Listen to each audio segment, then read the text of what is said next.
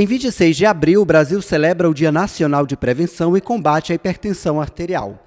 Data para conscientizar a população sobre a importância do diagnóstico preventivo e do tratamento da doença que mata mais de 10 milhões de pessoas por ano no mundo. Cerca de 30% dos brasileiros são hipertensos.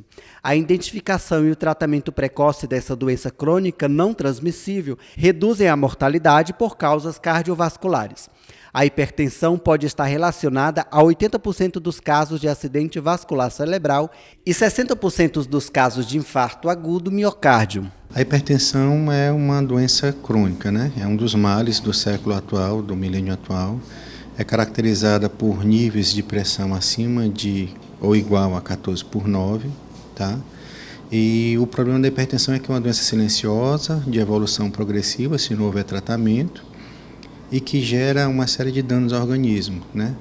Ele gera problema diretamente com a parede dos vasos sanguíneos e isso pode acarretar uma série de complicações, como doença renal, com necessidade de hemodiálise, acidente vascular cerebral, né? Tanto isquêmico, que é o mais comum, mas hemorrágico também, e infarto do miocárdio. Além de problemas também com a visão, né? Alguns casos de perda da visão são ocasionados por doença dos vasos dos olhos, ocasionado por níveis de pressão elevados durante muito tempo. A hipertensão arterial pode ser primária quando geneticamente determinada ou secundária quando decorrente de outros problemas de saúde, como doenças renais, da tireoide ou de suprarrenais. É fundamental diagnosticar a origem do problema para que seja introduzido o tratamento adequado. Entre os sintomas, tontura, falta de ar, dor de cabeça frequente, palpitações e alteração na visão podem ser os sinais de alerta. Entretanto, a hipertensão geralmente é silenciosa, sendo importante medir regularmente a pressão arterial. Muitas vezes, um quadro de mal-estar, opressão no peito,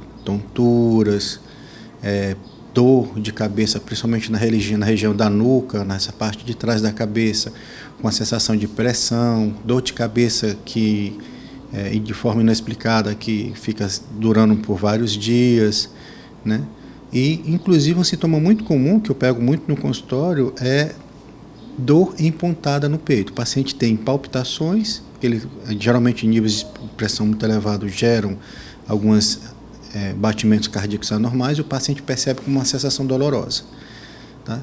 Mas independente da presença ou não dos sintomas, pacientes que têm ou pessoas que têm familiares com hipertensão, elas a partir dos 30 anos é recomendável que tenha pelo menos 1 ou 2 aferições de pressão por ano, né? E se essas pressões estiverem acima de 13/8, o ideal é que esse paciente acompanhe de forma mais rigorosa os níveis tensionais e caso as pressões fiquem persistentes acima de 14/9, procurar um serviço especializado para poder confirmar o diagnóstico e fazer o tratamento. Sem uma causa específica, alguns fatores podem ser observados, como obesidade, histórico familiar, estresse e envelhecimento estão associados ao desenvolvimento da hipertensão. O sobrepeso e a obesidade podem acelerar em até 10 anos o aparecimento da doença.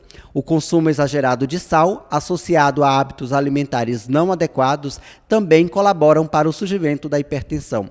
Os hábitos que a gente tem no dia a dia que podem ser vistos como causa da hipertensão, na verdade, não existe um fator causal para a hipertensão. Ela é uma doença que tem múltiplos colaboradores, ou múltiplos fatores que acarretam o desenvolvimento da hipertensão. Tendência genética, ingestão abusiva de sal, sedentarismo, ganho de peso, nível de estresse no trabalho e sono irregular, tá?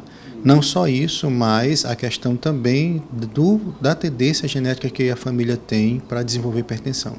A hipertensão, na grande maioria dos casos, não tem cura, mas pode ser controlada. Nem sempre o tratamento significa o uso de medicamentos, sendo imprescindível a adoção de um estilo de vida mais saudável, como mudança de hábitos alimentares, redução no consumo de sal, atividade física regular, não fumar, moderar o consumo de álcool, entre outros. As principais complicações da hipertensão são derrame cerebral, também conhecido como AVC, infarto agudo do miocárdio e doença renal crônica. Além disso, a hipertensão pode levar a uma hipertrofia do músculo do coração, causando arritmia cardíaca. O tratamento da hipertensão de forma contínua amplia a qualidade e a expectativa de vida.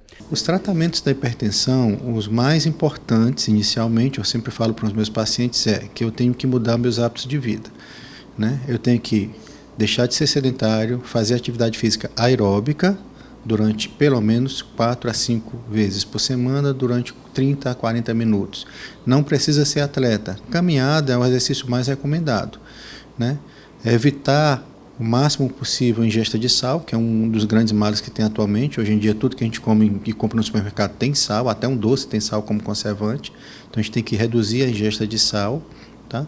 Procurar ter o sono regular, porque a insônia ou o sono de má qualidade ele gera a elevação dos níveis de pressão, porque mexe com o ciclo hormonal do paciente ao longo do dia. E, claro, o uso correto das medicações.